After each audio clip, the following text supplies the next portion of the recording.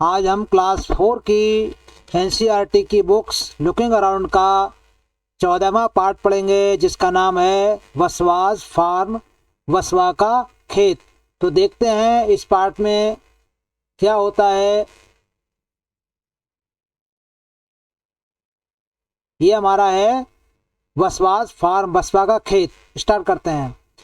I am बसवास, मैं बसवा हूँ। My father is a farmer, मेरे पिता एक किसान हैं। We live in Velvanika village in Karnataka, हम कर्नाटक के वेलवनिका गांव में रहते हैं। It is the month of July, ये जुलाई का महीना है। अब देखिए कर्नाटक कहाँ पर है उसको देखते हैं। हमारे भारतवर्ष में कर्नाटक कहाँ पर है, तो कर्नाटक हमारा ये रहा। देखिए ये हमारा भारतवर्ष का नक्शा है और यहाँ हमारा ये उत्तराखंड है और ये रहा कर्नाटक, यानी कि दक्षिण भारत की तरफ हमारा कर्नाटक है। ये कर्नाटक है यहाँ पर, ठीक है ना। यहाँ पर ये बसवा रहता है, तो इस गांव में बसवा रहता है। आगे चलते हैं। It is the month of July, ये जुलाई का महीना है। लाइक एवरी ईयर, हर साल की तरह, अपा माई फादर, मेरे पापा, is preparing the field to sow the onion crops, मेरे पापा हर वर्ष की तरह प्याज की फसल बोने के लिए खेत तैयार कर रहे हैं। There are so many things to be done at this time, इस समय बहुत सारे कार्य करने पड़ते हैं। To help him I to go to the field with अपा, उनकी सहायता के लिए मैं भी खेत पर उनके साथ जाता हूँ। In the last few days, पिछले कुछ दिनों से, Appa has been using the khunti, Appa एक खुंटी का प्रयोग कर रहे हैं। एज आयरन रॉड, एक आयरन की रॉड होती है जो एक खोदने के काम आती। To dig the soil, loosen it and make it soft, यानी कि खेत में फसल बोने से पहले खेत को खोदकर भुरभुरा बनाते हैं, उसकी मिट्टी को ढीला करते हैं। और ये काम मेरे पापा यानी कि अप्पा खुंटी एक हथियार से कर रहे हैं। अब आगे देखिए क्या होता है।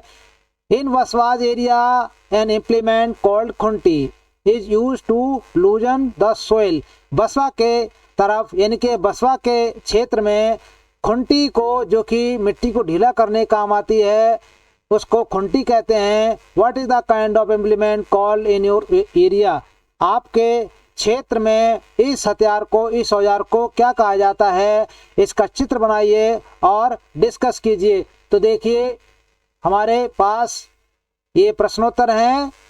तो there are many tools implements use to digging the soil in our area like khunti, kudali, phawda, kassi, मैटोक, shovel, trowel, यानी कि हमारे क्षेत्र में जहां हम लोग रहते हैं वहां पर मिट्टी को ढीला करने के लिए, खेत खोदने के लिए कई प्रकार के औजार प्रयोग किए जाते हैं।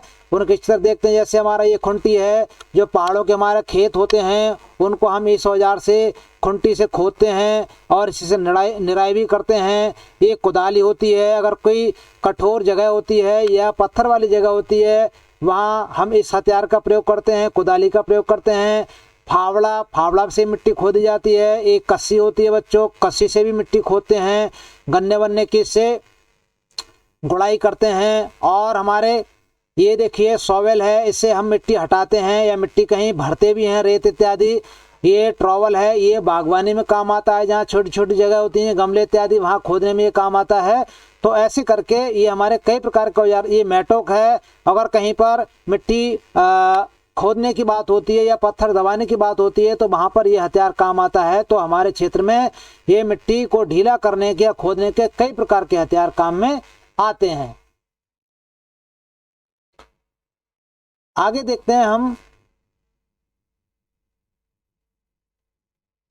Find out for a farmer or some elders in your family what kinds of crops are grown in your area, अपने घर के बड़े बुजुर्गों से या एक किसान से पता करो कि आपके क्षेत्र में या आपके एरिया में कौन कौन सी फसलें उगाई जाती हैं। तो देखिए हमारे यहाँ बहुत प्रकार की फसलें उगाई जाती हैं, जैसे व्हीट है, गेहूँ है, धान है, गन्ना है, चना है, और आपका उड़द है, और मूंगफली है, बाजरा है, और बहुत सी सब्जियां हैं।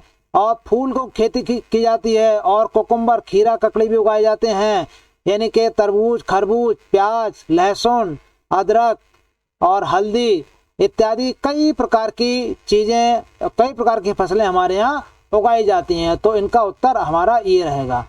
सोइंग द सीड्स, बीज को बोना। This year also my father will so onion seeds in the fields. इस वर्ष भी मेरे पापा खेत में प्याज का बीज बोएंगे। The bullocks will pull the kurige and Appa will walk behind them. Appa इनके पापा एक कुरिगे बच्चों हल को कहते हैं, ये हल होता है, हल के पीछे चलेंगे और बैल उसको खींचेंगे और अप्पा उसके पीछे चलेंगे। तो हल क्या काम करता है, कैसे हमारे काम को और खेत को जोतता है, इसको देखते हैं। देखिए, हल एक प्रकार का देसी हथियार होता है। इसको खोदने के लिए, मिट्टी को ढीला करने के लिए ये काम में आता है हमारे यहाँ। ये देखिए हमारा हल है, और यहाँ पर ये रॉड है, हल में लगी हुई एक लकड़ी होती है, इसको बैलों पे जोता जाता है, और यहाँ नीचे एक नोक होती है, और ये मिट्टी में धंस कर, मिट्टी में गहरे जाकर मिट्टी को ढीला करती है, यानी कि मिट्टी को खोदते जाती है। और यहाँ पर पकड़कर ये पीछे किसान हैं, बैलों को हाँकते हुए चलते हैं और अपने खेत को जुताई करते हैं। इससे मिट्टी ढीली हो जाती है, भुरभुरी हो जाती है, और हमारे बीज बोने के लिए एक बहुत अच्छी प्रकार से तैयार हो जाती है। तो इसको हम बच्चों कहते हैं हल, ठीक है ना। हाँ, देम स्प्रिंकलिंग द सीड्स, और बीजों को बोते हुए, छिड़कते हुए पीछे चलेंगे। I would also like to do this, मैं भी ऐसा करना चाहता हूँ, मेरा मन भी ऐसा करने का करता है। जस्ट लाइक माई अप्पा, मेरे अपने पापा की तरह। वट अप्पा सेज, लेकिन पापा कहते हैं, अप्पा कहते हैं, that it is necessary to drop the right amount of seed at a regular distance. वो कहते हैं कि ये बहुत ज़रूरी है कि बीजों की सही मात्रा एक रेगुलर दूरी पर, यानी कि एक नियमित दूरी पर डाली जाए, जिससे कि बीज खराब ना हो और हमारी फसल अच्छी हो।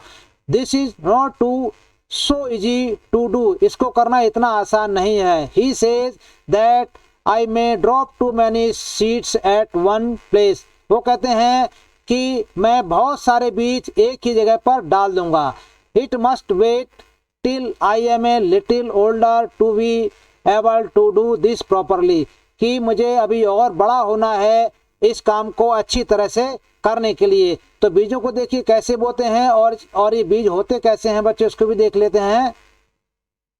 देखिए, ये प्रॉपर डिस्टेंस पर बीजों को बोते हैं, और बीजों को बोते समय उनके एक निश्चित मात्रा होनी चाहिए बीज की, और उनके बीच की दूरी भी सही होनी चाहिए, तभी हमारा बीज अच्छी तरह बोया जाता है और अच्छी तरह जमकर काम करता है।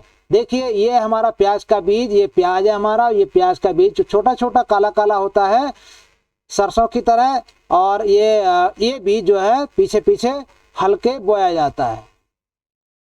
तो इसको हमारे अप्पा बोते हैं।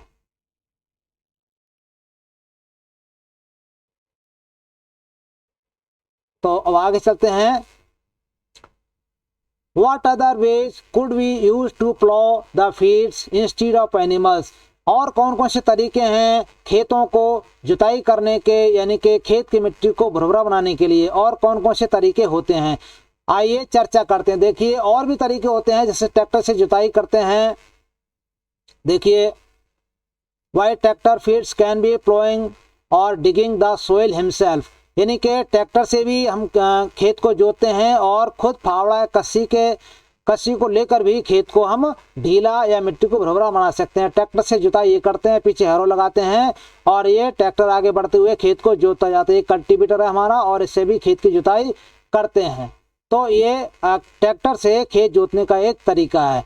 द स्प्राउट्स अपीयर, यानी कि अंकुरित होना, अंकुरण निकलना, यानी कि कल्ले निकलना।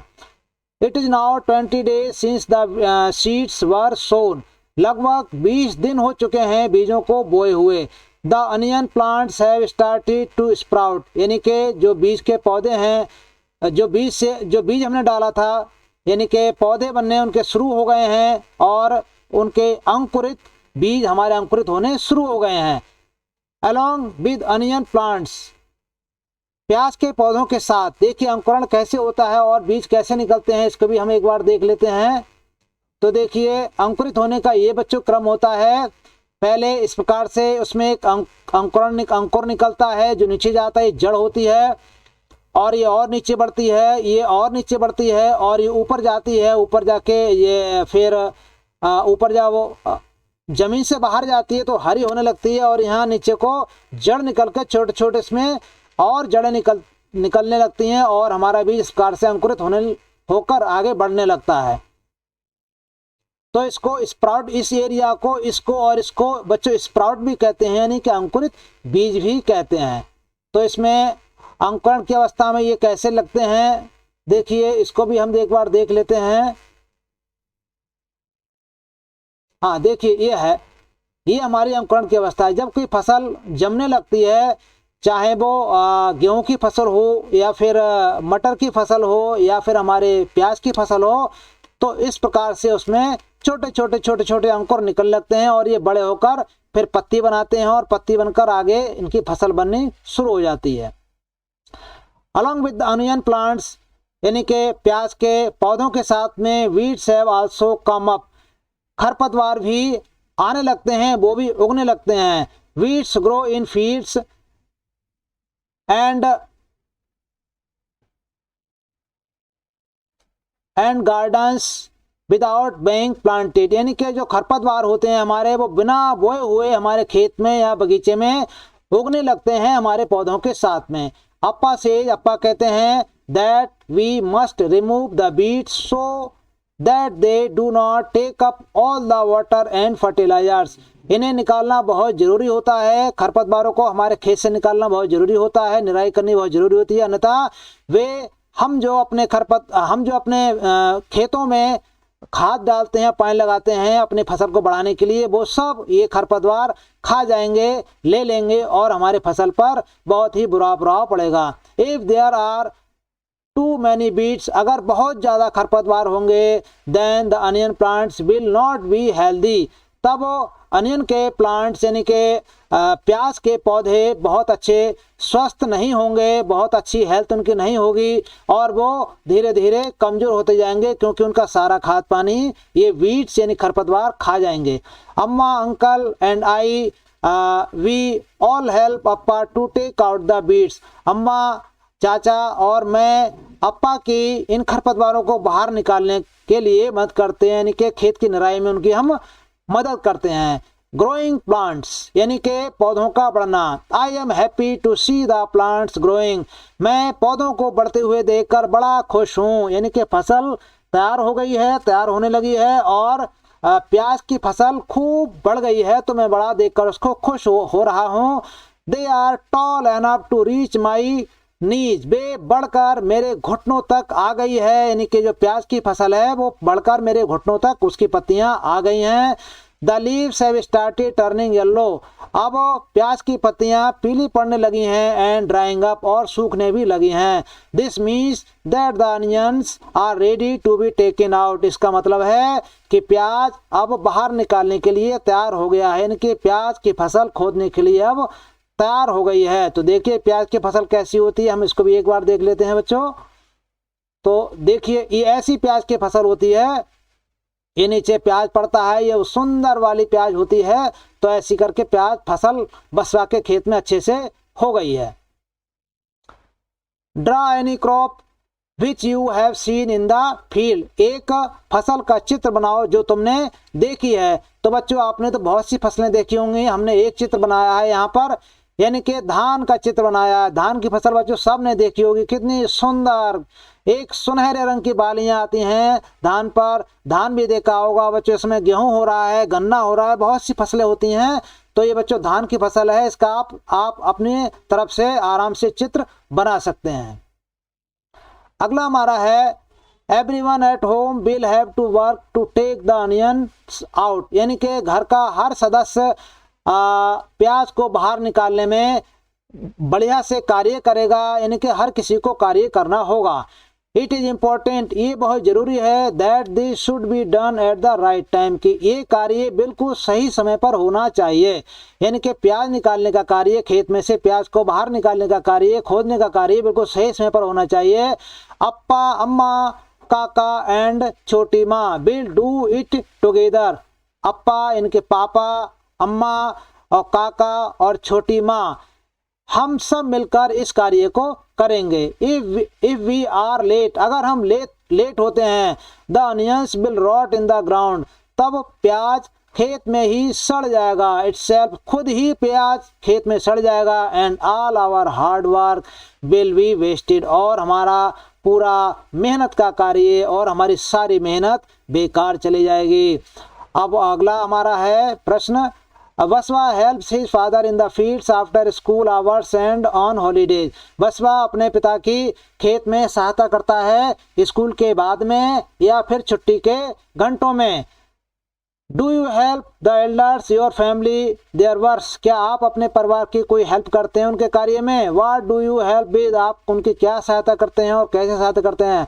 तो उत्तर देना है yes, I bring water, tea, breakfast to them in the field, water the plants and so more, यानी कि मैं जब पापा या मम्मी या घर वाले खेत पर काम करते हैं तो मैं उन्हें पानी ले जाता हूँ, चाय ले जाता हूँ, लंच नाश्ता ले जाता हूँ, खेत पर ले जाता हूँ और पौधों को पानी लगाता हूँ और फल इत्यादि भी तोड़ता हूँ। ऐसे करके आप उसका उत्तर दे सकते हैं। अगला हमारा है, do you enjoy doing that work, आपको ये काम करने में क्या मजा आता है। Yes, I very excited and happy to do all these works, बच्चों ये काम करने में तो आपको बहुत ही मजा आता होगा, क्योंकि आपको कुछ घंटे पढ़ाई से राहत मिल जाती है इसी काम के बहाने, तो इस काम में तो मजा आने की बात पक्की ठहरी। अगला है बच्चों हमारा, आगे देखते हैं हम,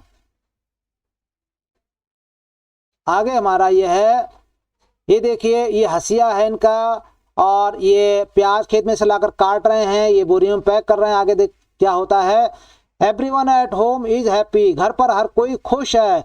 this time we onions are big and healthy, इस बार प्याज बहुत बड़ा और स्वस्थ यानी मोटा ताजा हुआ है।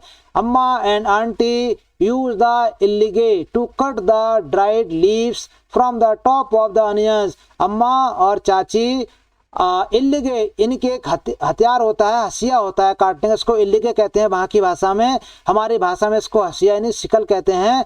तो इससे अम्मा और चाची प्याज के ऊपर के डंठल को काट रही हैं जो सूख जाता है। द इल्लिगे इज शार्प, इल्लिगे बहुत तेज होता है। And you have to be careful not to cut your fingers, आपको बड़ी सावधानी से इसको प्रयोग करना होता है, नहीं तो आपकी उंगली कट सकती है। Appa and uncle fill the sacks with onions, Appa और चाचा प्याज को बोरियों में भर रहे हैं। Appa will take them in a trucks to sell the big market, Appa इसको ट्रक में भरकर बड़े बाजार में बेचने के लिए ले जाएंगे।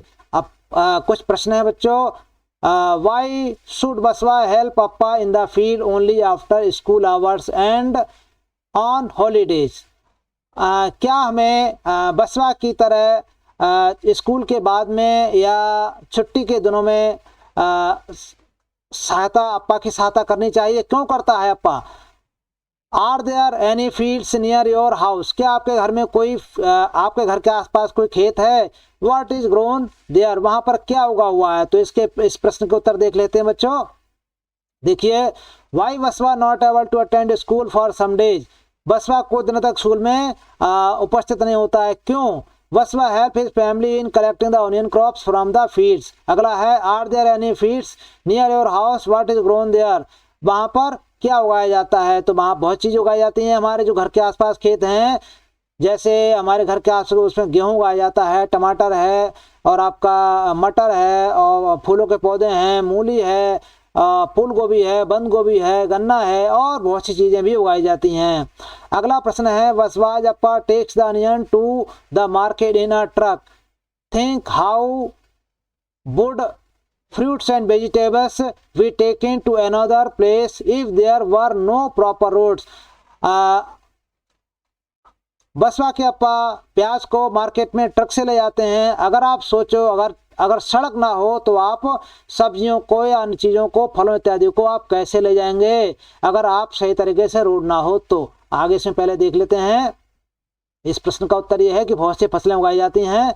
अगला हमारा है बच्चों,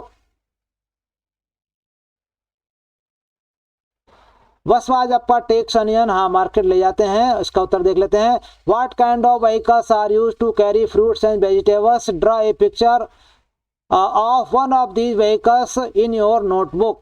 तो किन किन चीज़ों से हम अपने फलों को या सब्जियों को बाजार तक ले जाते हैं, उनका चित्र बनाइए और इनको जो है आपको दिखाना है। तो देखिए, हम अपने जहाँ सड़क इत्यादि अच्छे से नहीं होती है, वहाँ जहाँ सड़क कम कम होती है वहाँ बैलगाड़ी से ले जाते हैं, बैलगाड़ी ढोने काम आता है। और जहाँ बहुत बेकार सड़क होती है, नहीं होती है, वहाँ हम डंकी से अपने सामान को, सब्जी को ले जाते हैं, या फिर घोड़े से भी ले जाते हैं, और कभी कभी खुद भी सामान को ले जाते हैं। तो ये सब हमारे ढोने के काम आते हैं, ठीक है ना।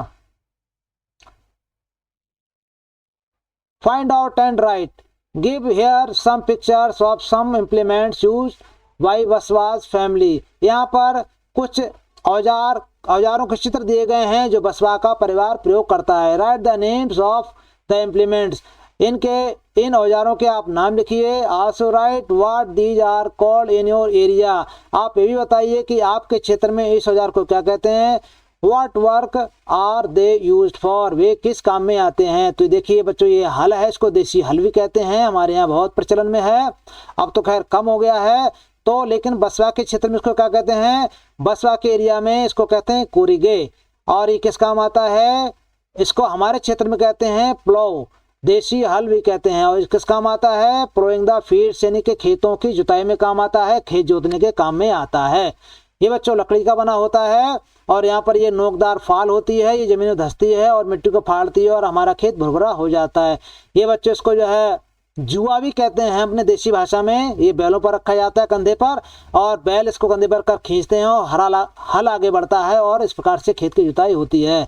अगला है नेम, इसको क्या कहते हैं, इसको बसवा के एरिया में खुंटी कहते हैं और हमारे एरिया में इसको कुदाल कहते हैं, फावड़ा कहते हैं, कस्सी कहते हैं। और इस काम आता है, और ये मिट्टी खोदने काम आता है, गड्ढा वड्ढा खोदने के भी काम आता है, मिट्टी को भुरभुरा बनाने के भी काम आता है। और इस हथियार का क्या नाम है, इसको बसवा के एरिया में इल्लीगे कहते हैं, हमारे यहाँ पर इसको सिकल कहते हैं, इसको दराती भी कहते हैं, इससे घास है, फसल है इत्यादि काटते हैं। हसिया, जिसको हसिया कहते हैं और दराती भी कहते हैं। तो ये किस काम आता है, ये फसल काटने काम आता है, सब्जियां काटने काम आता है, घास काटने काम आता है और सैलेड यानी कि सलाद काटने के काम भी आता है। अगला हमारा है बच्चों इसमें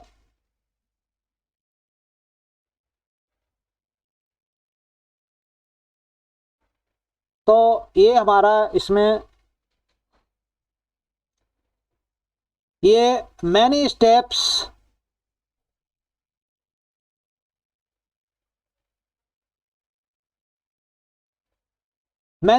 are needed to grow crops, यानी कि फसल उगाने के लिए बहुत से चरण अपनाने पड़ते हैं, बहुत से चरण की जरूरत होती है। Look at the pictures and mark them in the correct order, इन चित्रों को देखिए और उनको सही क्रम में लगाइए।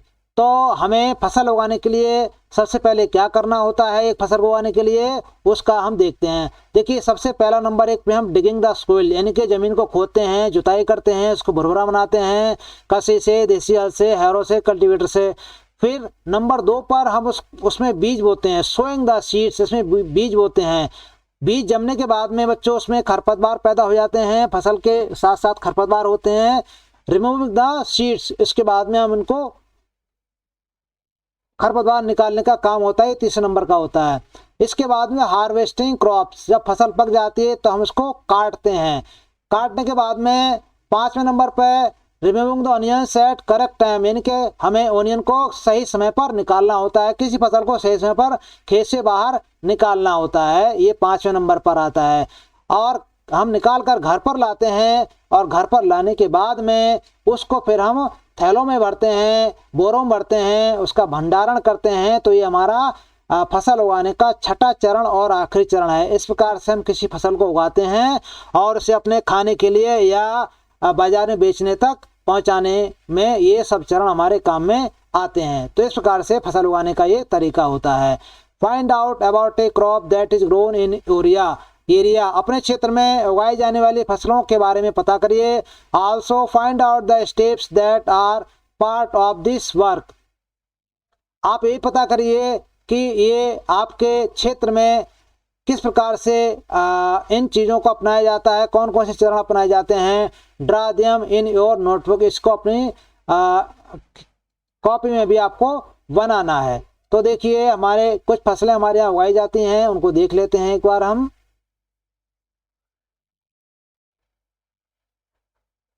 तो ये है बच्चों हमारी खरीफ की फसल। खरीफ की फसल में इसको कहते हैं बच्चों गर्मी की फसल में। गर्मी की फसल में क्या, ये जुलाई से लेके जुलाई में ये बोई जाती है और अक्टूबर में इसको काटा जाता है। तो इसमें हमारे धान उगाए जाते हैं, सोयाबीन उगाई जाती है, हमारा मटर यानी कि पिजन पीज को कहते हैं, ये मटर उगाई जाती है। कपास भी उगाते हैं, हमारे यहाँ तो कम उगाते हैं। पीज मीठी मटर उगाते हैं और ग्रीन ग्राम यानी कि ये चने होते हैं, इनको हम उगाते हैं। ये बच्चों हमारी होती है खरीफ की फसल, जो कि जुलाई में बोई जाती है और जिसको अक्टूबर तक हम काट कर अपने घर में ले आते हैं। ठीक है, ये तो खरीफ की फसल कहलाती है। अगली फसल हमारी होती है बच्चों रबी की। रबी की फसल ये हम जिसमें हम जिसको अमूमन अक्टूबर के बाद में, अक्टूबर से स्टार्ट करते हैं, नवंबर दिसंबर तक बोते हैं और इसको मार्च यानी कि इसको होली के समय तक हार्वेस्ट करते हैं। इसको होली के समय तक इसकी कटाई करते हैं और ये हमारे घर पर पककर तैयार होकर आ जाती है और ये फसल हमारी कहलाती है रबी की फसल। इसको ठंड की फसल भी कहते हैं, जाड़े की फसल भी कहते हैं। जो बच्चों इस समय हो रही, इसमें गेहूं है और आपकी जई है यानी कि जिनको जौ भी कहते हैं, आपका चिकपीक्स है और आपकी मस्टर्ड है जिसको सरसों भी कहा जाता है, एलमंड बादाम है, आपका ब्रोकली है, यानी कि गर्मी की फसल के इसमें गन्ना भी होता है बच्चों। तो इस प्रकार की हमारी ये सब रबी की फसलें उगाई जाती हैं, जो ठंड की फसल भी कह सकते हैं जिनको, ठीक है ना। और ये है हमारी बच्चों जायद की फसल, ठीक है ना।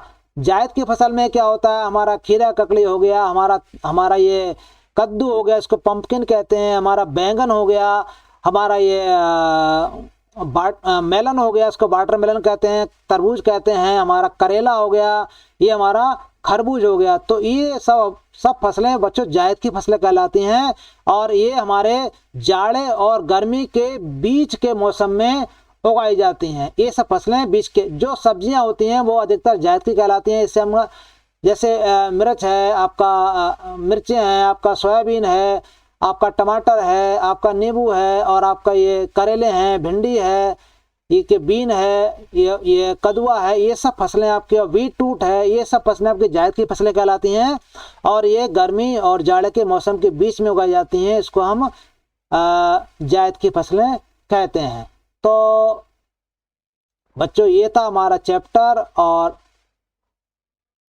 उम्मीद है यहीं हमारा चैप्टर फिनिश होता है। उम्मीद है आपको चैप्टर से थोड़ी सी जानकारी मिल जाएगी और जो प्रश्न हमने बताए हैं उनको हम डिस्क्रिप्शन बॉक्स में उसकी शीट दे दूंगा मैं, वहाँ से जाकर लोड करके अपने कॉपी में आप लिख दीजिए और किताब में उसको भर लीजिएगा। बच्चों वीडियो देखने के लिए आपका बहुत बहुत धन्यवाद। हम नए वीडियो के साथ में फिर से मुलाकात करते हैं, तब तक के लिए बच्चों नमस्कार, बाय।